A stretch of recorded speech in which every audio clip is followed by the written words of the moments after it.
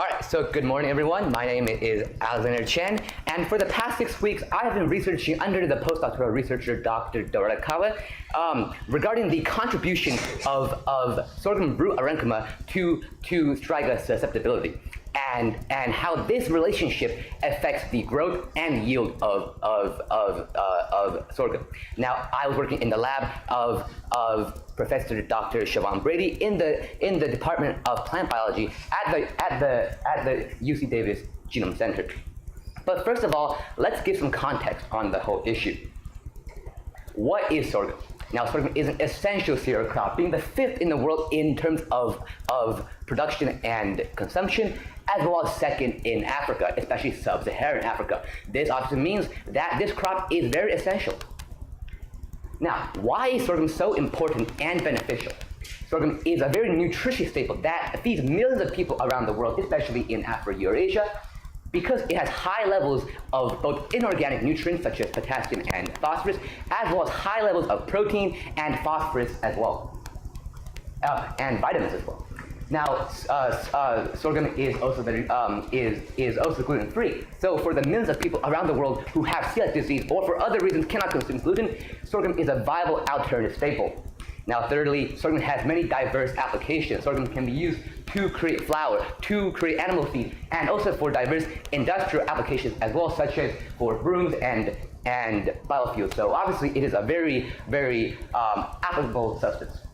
Lastly, sorghum can grow in many diverse environments because of its unique ability to withstand many abiotic stresses, such as drought and nutrient deficiency.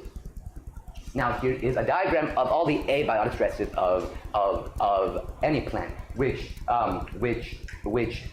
sorghum is actually very tolerant to. So these include deficiencies of nutrients, water stress, and high salinity. However, sorghum is not very tolerant to biotic stresses, such as fungi-animal interaction, competition, pathogens, and especially parasitic plants. One genus of these plants is called Striga, commonly known as witchweeds. Now, Striga is one of the most devastating biotic stressors in sub-Saharan Africa of this crop, and it can often lead to up to 100% crop failure. And this loss in yield is, of course, a loss in food security, which leads or at least contributes to famine in the whole continent, as well as in other parts of the world. Now, as seen in this picture, Striga looks very pretty, but on the biomolecular level and in the physiological level, it is not, and it is actually very devastating to the farmers in the region. Now, let's look closer at the interaction between Striga and sorghum. Now, Striga seeds are very tiny, very minuscule, and they have to undergo first a period of dormancy and preconditioning. And this period helps Striga actually attach to the plant. After that, once the host plant releases what are called Striga lactones, Striga actually attaches, and hostile attachment begins. This involves both seed germination and other factors as well. If we look even closer, the hostility of the Striga weed actually attaches to the vasculature of the plant and actually abstracts nutrients from there. After that, well, it's crop failure and the repetition of the cycle through Striga seed dispersal. Let's look even closer at the root cellular architecture of the actual host plant. Now, here on the left is a picture of a normal sorghum root cell. As you can see, here is the vasculature, and here are the cortical cells, the cortex. Now, sometimes abiotic stresses can induce what are called root aerenchyma in these roots, which are shown over there. These large open, empty intercellular spaces that can assist in gas exchange.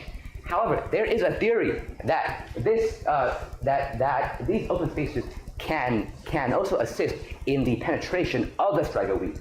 However, that is only a hypothesis. Well, that is what we're trying to test. How does the formation of these aerenchyma actually influence the actual resistance to Striga. Now let's talk about the experiment.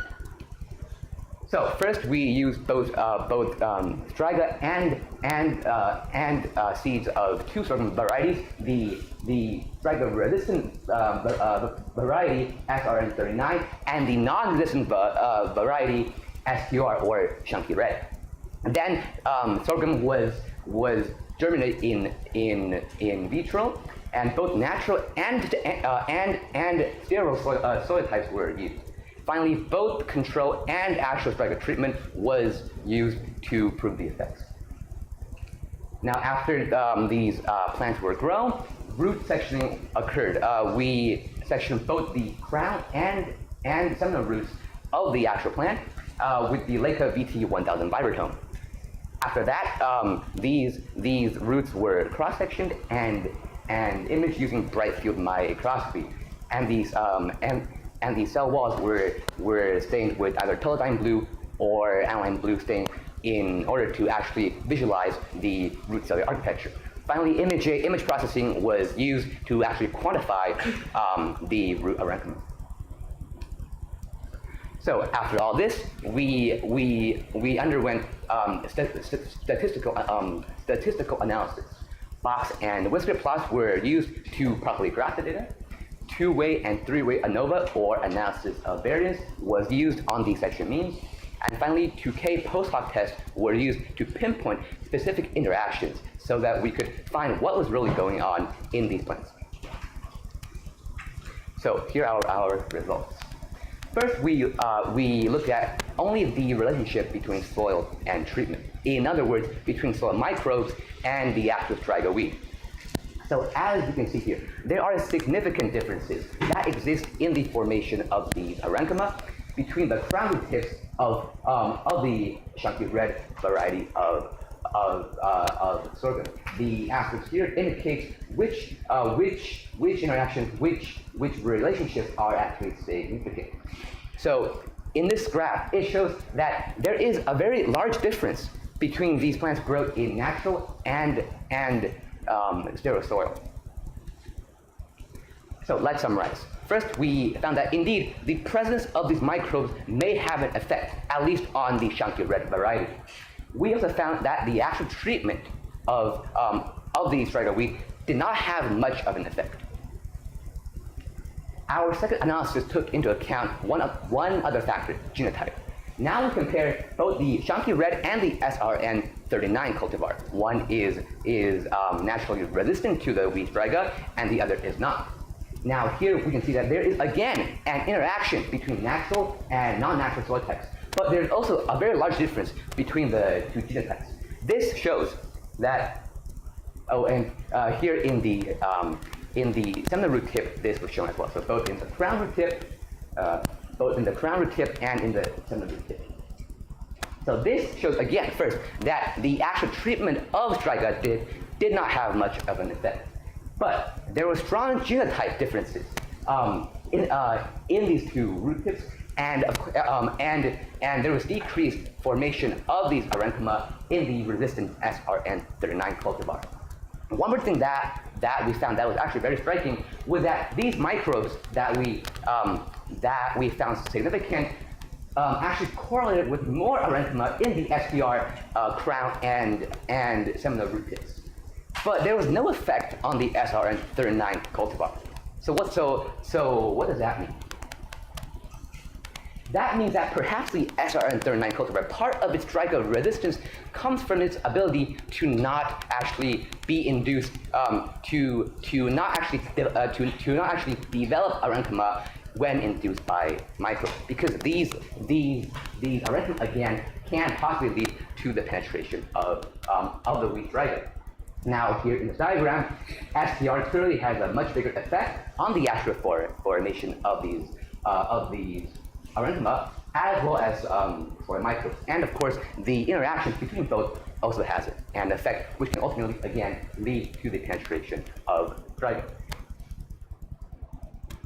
So, what are the future applications of this? Well, first of all, we can learn more about the different response mechanisms to the wheat Striga, as well as other variables. We can learn how to effectively create ideal soil microbiomes that can make sure that these actual abiotic aerenchymas do not form in these cultivars, so that so that the wheat Striga does not actually penetrate. So clearly, it was a very significant finding. Now, this project would not have been possible without the people in my lab. First, my mentor, Dr. Dorota Kawa, who's sitting right there. Thank you very much. To my PI, Dr. Siobhan Brady, who could not make it today, but she definitely was very helpful in my experiment, as well as the other members of our lab, Dr. Alex Mason, Dr. Donald Gibson, Dr. Mona Guran, Dr. Lida Sharmoshe, Zaya Musa, Jiregna Shekata, who is right over there, and Striga, who might be here. Okay. And then finally, my counselor, Stephen Ramsey, who is over there, who helped me immensely with all of my experiments and with the vision of my project for the past 5.5 weeks. Lastly, here are my references if you want to study more about this, which I am sure everyone does. And then finally, any questions?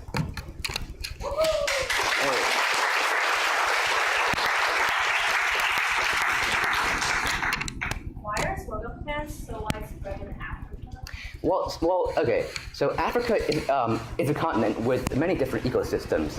Africa has many arid regions, which is actually not very ideal for the actual growing and cultivation of crops, except sorghum, because sorghum again is very drought tolerant and can also handle many other abiotic stresses. Of course, maize is also very common in Africa, as well as wheat and this grain known as teff, which is very common in the region of Ethiopia.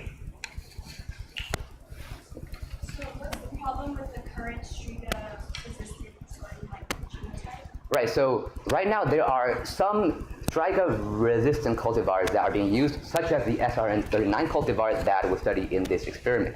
However, these cultivars do not have ideal yield, as in to compensate for their actual Striga resistance, they do not grow as well, and this is obviously very detrimental to the farmers, the subsistence farmers of sub-Saharan Africa. How was sorghum used in this particular study? Well, as mentioned previously, sorghum was used because it is an essential crop to the millions of farmers in Africa as well as other continents, and also sorghum is there's not as much research on this issue, because sorghum is actually often very overlooked, especially in the U.S. because in the U.S. it is not used as much for food, but rather for animal feed and for other purposes. What was the temperature of the greenhouse you grew the sorghum in? So actually, the experiment done here was done in collaboration with the University of Amsterdam. So for this experiment, I was not actually in the greenhouse, but during my time here, I was indeed in the greenhouse, and the temperature reached sweating levels, very high levels. I cannot pinpoint how much, but it was definitely not very comfortable in jeans and a short sleeve shirt. All right. Any other questions? Does aerenchyma formation help the sorghum plant? Yes. So as seen here, the formation of aerenchyma actually assists the plant in gas exchange. So in other words, it is very favorable in times of hypoxia or waterlogged soils. So these aerenchyma actually have a very good effect, but just not in regards to the actual penetration of Striga. It's right here. Yeah, they are very beneficial for gas exchange. Thank you very much. Thank you. Oh, and next up we have Sarah Siriano.